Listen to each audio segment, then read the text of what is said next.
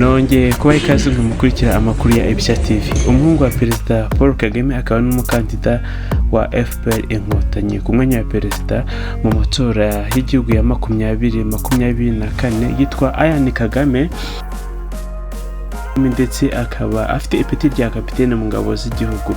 Yitabiriye amatora yabaye kuri wa mbere tariki 15 Nyakanga 2024. Yatoreye kuri site ya Kagugu mu karere ka Gasabo. Reka turebe amashusho y'uko yari yaserutse.